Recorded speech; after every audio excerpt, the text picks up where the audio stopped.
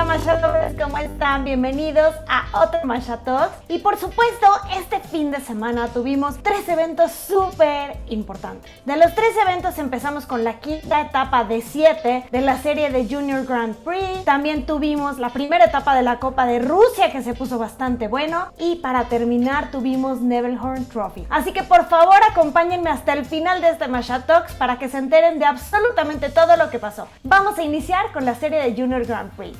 La quinta etapa de la serie Grand Prix nos dejó con un muy buen sabor de boca. Una súper buena pelea entre Adelia Petrosian y Sofía Samodelkina, quien después del programa corto iba en cuarto lugar, pero tuvo un maravilloso programa largo con 2 quads. Un quad toe en el cual se cayó y un quad salgao perfecto, by the book. Además del resto del programa limpio que la colocó en el primer lugar del programa largo, segundo lugar final. Petrosian iba en segundo lugar después del programa corto y en el programa largo tuvo también un excelente y consistente programa con un quad toe no tan limpio, pero suficiente para llevarse el oro en la competencia. Ahora les voy a explicar un poquito para que sepan cómo funciona esta serie de Junior Grand Prix.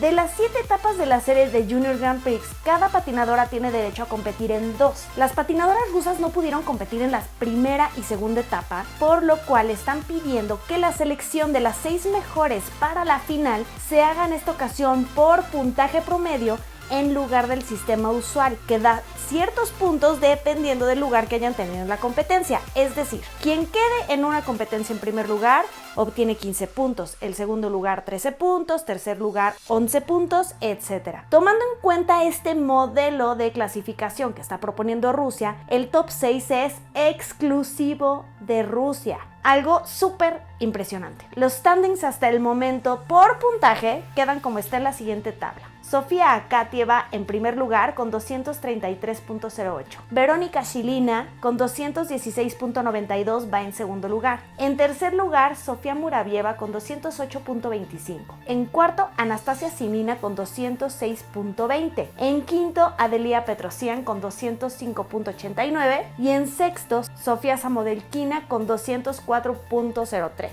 Estas últimas dos ya estoy poniendo su promedio de las 2 etapas en las cuales han competido, pero como pueden ver, las rusas están barriendo con todo. Este fin de semana comenzó la Copa de Rusia, que consta de 5 etapas. Cada atleta de Rusia tiene que competir en 2 etapas para tener derecho a entrar al campeonato nacional.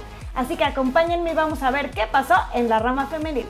En esta etapa 1 de la Copa de Rusia, por fin vimos prácticamente limpio el programa de Elizaveta Tuktamysheva. Lo amé. ¿Se acuerdan que después de los test skates le dije que ese programa tenía potencial? Pues este fin de semana lo demostró. Fuera de un step out en el segundo triple axel y un triple lutz que convirtió en doble por ahí, aunque no se notó bastante, hizo un programa espectacular. Y lo mejor de todo es que se nota que lo disfruta muchísimo. Claro, no tenía presión ya que era la más fuerte tomando en cuenta lo de Sasha Trusova, que ya hablaremos en este momento, pero como sea, Lisa viene peleando con todo esta temporada. Alexandra Trusova solamente compitió en el programa corto, pero así lo planeó ella con su equipo para tener una oportunidad más de seguir intentando ese triple axel en competencia. Hay que tomar en cuenta el alto grado de esfuerzo para el cuerpo, el ir a competir tan seguido, viajar, adaptarse a la altura, diferencia de horario como fue por ejemplo el caso de la competencia en Boston la semana pasada. Ella ha decidido hacer ese esfuerzo para tener la mayor experiencia posible y llegar lo mejor preparada posible al nacional para conseguir su lugar para Beijing y hacer el mejor papel ahí. Este triple axel aún no se da, se volvió a caer, pero esperemos que esa determinación tan característica de Sasha la lleve a lograr. Hubo rumores por ahí de que se retiró de la competencia a la mitad por problemas de salud. Daniel y el equipo confirmaron que eso estuvo en el plan desde el inicio. Siempre planearon que solamente competiría en el programa corto. La cuestión aquí es que en realidad la noticia de que se retiraba de la competencia salió después del programa corto. Por eso es que todo el mundo empezó a pensar que algo malo estaba pasando, que a lo mejor estaba sobreentrenada, que estaba demasiado agotada por tanta competencia, pero no. En realidad esto estuvo en los planes en todo momento, así es como se dieron las cosas. Falta mucho en la temporada. Lo que vimos en esta primera etapa de la Copa de Rusia con Elisabetta y lo que hemos visto hasta el momento con Sasha nos deja ver que inician bien y bueno, por supuesto, todavía falta más trabajo, así que ya veremos. Por supuesto que el evento más esperado de este fin de semana fue Nebelhorn Trophy, que a pesar de haber sido una competencia abierta, también sería la competencia en la cual se obtendrían los últimos lugares para los Juegos Olímpicos de Beijing 2022. Los nervios estaban a tope, mucha presión por parte de las federaciones porque había cupo limitado. Recuerden, amigos, que en realidad la mayor parte de las plazas para Beijing se otorgaron en el Campeonato Mundial en marzo. Entonces en realidad quedaban súper poquitas plazas disponibles y todos los países restantes que no habían conseguido ya sea llenar su cuota total o que no habían logrado conseguir ni una sola plaza, estaban peleando por uno de esos lugares tan preciados para competir en los Juegos Olímpicos de Beijing 22. 30 hombres buscaban uno de los 7 lugares disponibles. Vincent Zhou se llevó el oro en la competencia, obteniendo una plaza para Estados Unidos. Bien por Vincent Zhou, porque la verdad nos rompió el corazón en la temporada pasada, que tuvo un pésimo desempeño, pero se reivindicó, nuevamente regresó ese maravilloso cuádruple Lutz junto con otros muchos cuádruples, así que padrísimo, todos estamos muy felices.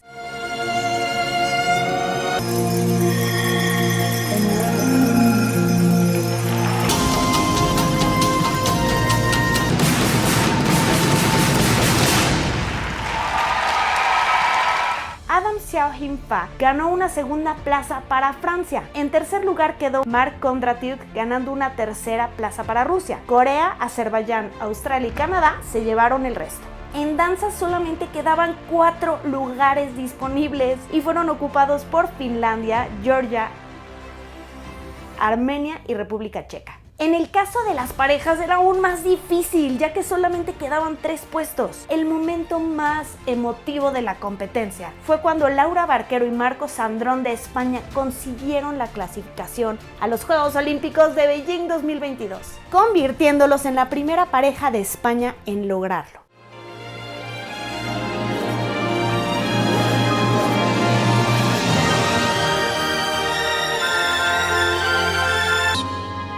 Nobody else will.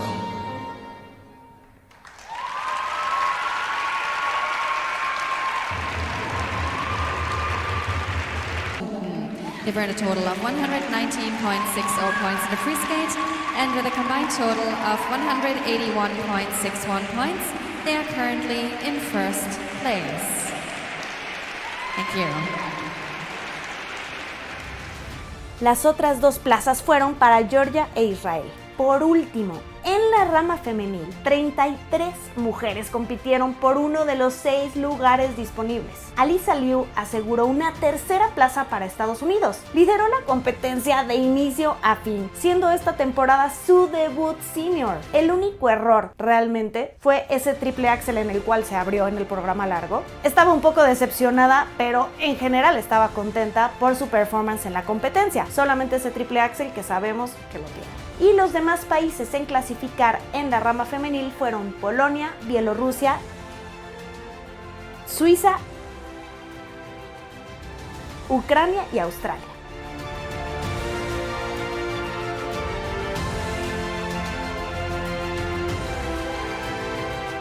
Y amigos, también quiero mencionar que en Nebelhorn Trophy compitió Eugenia Garza buscando también su clasificación para Beijing 2022. Desafortunadamente no logró conseguir una plaza, pero quiero platicarles algo. A mí Eugenia Garza me dejó impactada de verdad con el nivel con el que patinó. Tuvo 2 programas bastante sólidos, en particular el programa corto lo hizo impecable. El programa largo en realidad, los errores que tuvo fueron step outs en salto. Sí, mucha gente dirá que le faltan más triples y demás, pero reconozcamos que es una gran atleta. Y una cosa que debo mencionar es que esta es apenas su segunda competencia a nivel internacional senior. La primera fue Cranberry Open y en realidad se está estrenando en el nivel senior. Entonces, ¿qué podemos decir de Eugenia Garza? Pues que tiene un potencial bruto, y una cosa que muchos de ustedes no saben es que su puntaje total sumado entre el programa corto y el programa largo fue el mínimo que se pedía para clasificar para los Juegos Olímpicos de Beijing. En realidad, pues simplemente no le le alcanzó, porque solamente podían clasificar 7 mujeres. Ella quedó en el lugar 22. No todos esos 22